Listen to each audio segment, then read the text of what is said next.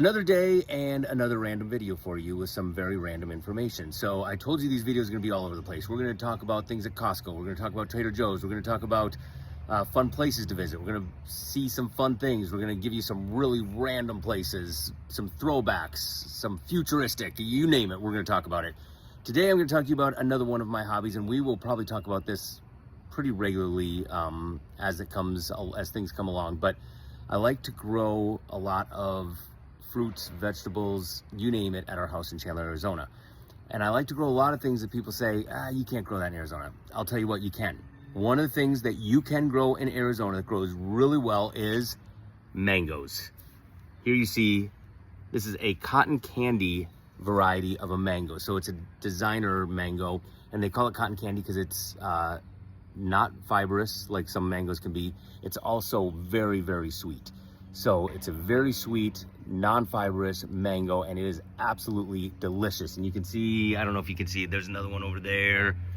This tree, we probably have probably about 10 on this one. I've got another mango over there, a sweetheart mango. That one's probably got about 15 to 20 mangoes on it. So people think just because it's hot here in Arizona, you can't grow much. That's absolutely not true. The harder thing about growing things in Arizona is the cold. You have to get stuff through our winters more than you do our summers. Most of the plants can take a lot of heat. They can't take a lot of cold. So as you can see, my mango here, I have pretty close to my house. And the key with growing mangoes in Arizona is you want them to have a little protection, whether that's being slightly under the understory of a bigger tree or being close to your house. What you're basically looking to do is create your own microclimate.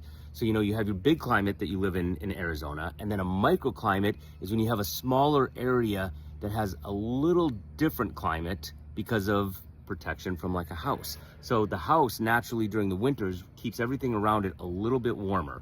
So things, when they're out in an open field, get a lot more of the cold.